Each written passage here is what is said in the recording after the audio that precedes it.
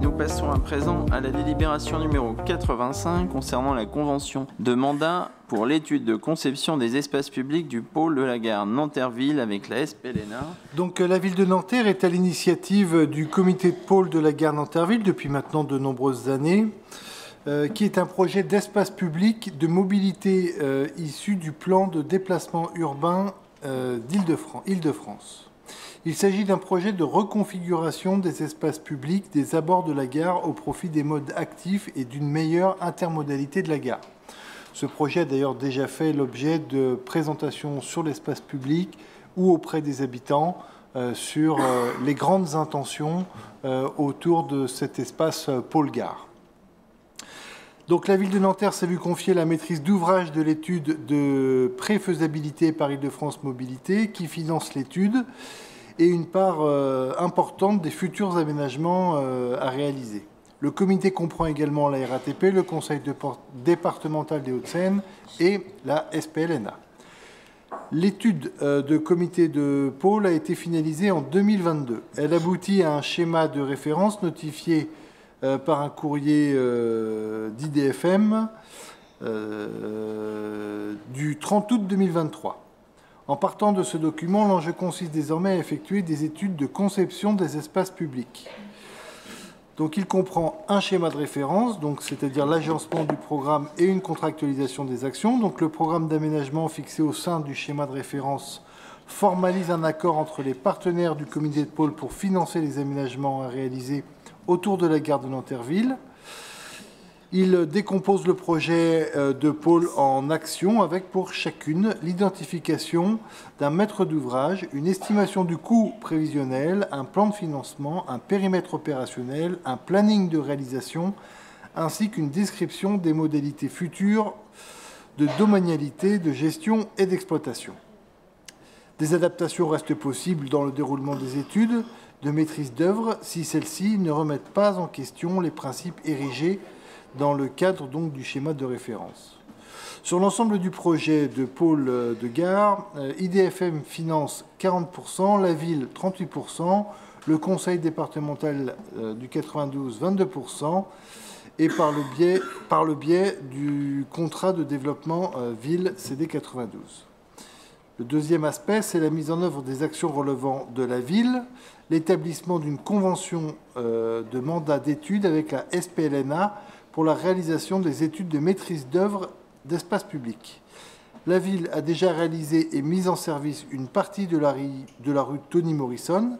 La reconfiguration du carrefour avec l'avenue Benoît Frachon et l'avenue Henri Martin est visée pour le début 2025. S'agissant des autres actions dont la ville a la maîtrise d'ouvrage, afin de répondre aux besoins précités, la SPLNA agira au nom et pour le compte de la ville afin de passer des marchés publics pour les études de maîtrise d'œuvre dans le cadre défini à l'article prévu par le Code de la commande publique. Les missions principales du mandataire sont de réaliser les études techniques préalables, mener une consultation de marché public pour désigner un maître d'œuvre, suivre et piloter la phase de conception des aménagements et accompagner la ville dans les phases de concertation. Le programme d'études est détaillé dans l'annexe joint à cette délibération. Donc, il y aura un volet de tranche ferme et un volet de tranche optionnelle. Je ne les détaille pas ici. La convention prendra effet à compter de sa notification à la SPLNA par la ville et court jusqu'à la délivrance du quitus par le maître d'ouvrage au mandataire. La durée prévisionnelle du mandat d'études est de 2 ans à compter de la date de notification au mandataire. Cette durée de 2 ans comprend l'ensemble des études visées dans le programme, la consultation de la MOE pour la conception des espaces publics, les attributions de marchés publics, le choix du titulaire ou du groupement de phase de conception des espaces publics. Donc la tranche ferme, en tranche ferme, le budget du mandat s'élève à 780 319 € TTC, comprenant les études préalables, les études de maîtrise d'œuvre et la rémunération du mandataire. La tranche optionnelle, le budget de la tranche optionnelle s'établit à un montant de 44 376 € TTC, répartis entre les études préalables et la conception et la rémunération du mandataire. Pour l'exercice de sa mission, la SPLNA percevra une rémunération de 207 393 000 € pour la tranche ferme et de 7 573 € pour la tranche optionnelle. La date prévisionnelle de mise en service des aménagements serait est envisagée en 2027. Il est ainsi proposé au conseil municipal d'approuver la convention de mandat d'études à passer avec la SPLNA. Je crois que c'est un projet très attendu par les Nantériens et sur lequel la ville de Nanterre est mobilisée de longue date. Et voilà, le projet avance et l'espace de cette gare, des abords de cette gare aussi, que nous voulons plus paisible, avec moins de flux de voitures, je veux le rappeler aussi. Et donc tous ces aspects font partie de ces études. La délibération que nous allons voter ce soir marque un nouveau départ pour le projet de réaménagement autour de la gare Nanterville. Depuis longtemps, tu l'as dit Gilles, et encore plus depuis le début de l'actuelle mandature, la ville s'est engagée dans la mutation de la gare Nanterville, de ses abords, pour en faire des espaces publics agréables, profitables pour tous. Et pour réussir cette mutation, il nous faut imaginer le partage de la rue de manière innovante, inclusive, pour qu'elle participe à la fois au vivre ensemble et à la transition écologique. Nous avons ainsi initié un projet autour de 5 objectifs. Faciliter la circulation et les liaisons interquartiers, réaliser davantage de places pour les piétons et les cyclistes, favoriser l'accès aux transports en commun et aux circulations douces autour de la gare, améliorer les cheminements piétons souterrains au niveau de la gare et créer la nouvelle voie, plus connue sous le nom de Percé Gallieni. Les grandes lignes de ce projet ont été arrêtées, présentées dès 2022 et la ville a déjà engagé un certain nombre de travaux. À proximité, pas directement dans la gare, c'était l'aménagement de la rue Pascal en 2021. Puis la première partie de la Percé Gallieni a été réalisée, mais désormais rue Tony Morrison, et elle attend les arrêtés préfectoraux pour être enfin ouverte à la circulation. Par contre, il faut reconnaître que le travail avec nos partenaires institutionnels, tu les as cités, s'est avéré parfois laborieux et le projet a pu sembler à l'arrêt.